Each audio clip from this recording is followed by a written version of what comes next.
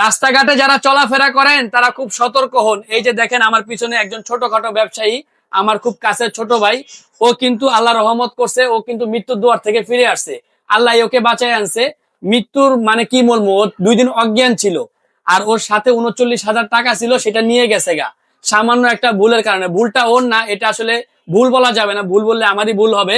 ও আসলে একটা রাইড মানে ওই যে পাঠাও নাকি পাঠাও বাইক ছিল, বাইকে উঠছিল, তো ওই বাইকে হেলমেটের সাথে হয়তোবা কোনো কিছু মিশানো ছিল, ও বুঝতে পারে নাই। ও মানে রাইড ঠিক করছে। কয় টাকা মোতালে প্লাজা, কয় টাকায়?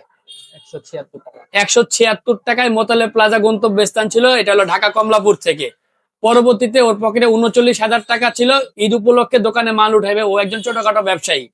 পরবর্তীতে ওই হেলমেটের সাথে কোনো একটা কিছু হয়তোবা মিশানো ছিল, ওইটা ও যখন হেলমেটটা পরে, হেলমেটটা যখন ও পরে কিছুক্ষণ পরই ও জ্ঞানহীন হয়ে যায়, মানে সেন্সলেস হয়ে যায়, ও আর কিছু বলতে পারতেছিল না।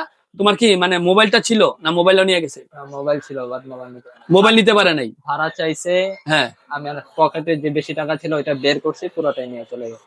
আচ্ছা, মানে ওর কাছ থেকে ভাড়া চাইছে, ও টাকা বের করছে, এরপরে ওর থেকে পুরো টাকাটা নিয়ে চলে গেছে, কিন্তু মোবাইলটা নেয় নাই নাকি? আচ্ছা, মোবাইলটা নিতে পারে নাই, মোবাইলটা নেয় নাই, জানি না মোবাইলটা কেন নেয় নাই। টাকা 39,000 ছিল, 39,000 টাকা গেছে, ওইটা বড় কথা না। বড় কথা হলো ও কিন্তু 2 দিন সেন্সলেস অবস্থায় হাসপাতালে পড়ে ছিল। এমন একটা অবস্থা, কোনো বেসরকারি হাসপাতাল, প্রাইভেট হাসপাতাল ওকে ভর্তি নিতে চাইতেছিল না, এমনটাই তো নাকি? পরবর্তীতে লাস্টে মুগদা জেনারেল 500 শয্যা হাসপাতালে 2 দিন পড়েছিল। 2 দিন পর ওর কিছুটা জ্ঞান আসে। ওকে এখনো দেখতে পারতেছেন, পুরোপুরি কিন্তু সুস্থ মনে হচ্ছে না। মানে চোখ মুখে এখনো কেমন জানি হয়ে রয়েছে, কথা খুব আস্তে বলতেছে, জোরে কথা বলতে পারতেছে না। মানে এতটাই অবস্থা খারাপ, আপনাদেরকে কিভাবে বুঝাবো। আসলে রাস্তাঘাটে চলাফেরা করা লাগে আমাদের জীবন জীবিকার তাগিদে, তবে অবশ্যই একটু সতর্ক হবেন।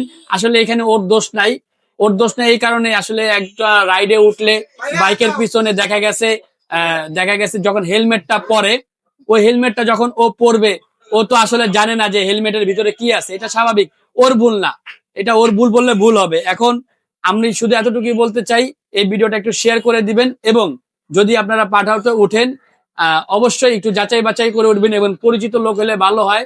আবার আমি আসলে কি বলবো, একদিকে বলতে গেলে আরেক জনের ক্ষতি হয়ে যায়। এখন যদি বলি যে পাঠাওতে উঠবেন না, তাহলে আমাদের অনেক ভাইরা আছে পাঠাও করে জীবন নির্বাহ করে, তাদেরও ক্ষতি হয়ে যায়। আসলে কি বলবো নিজেই বুঝতে পারতেছি না যে মানুষ কাকে বিশ্বাস করবে, কোনটায় উঠবে, এটা একটা কনফিউশনের মধ্যে পড়ে যায়। যাই হোক, শুধু দিন শেষে এতটুকু বলার, নিজে সতর্ক হন, অন্যকে সতর্ক করুন, ভিডিওটা শেয়ার করুন, যাতে এরকম কারোর সাথে না ঘটে।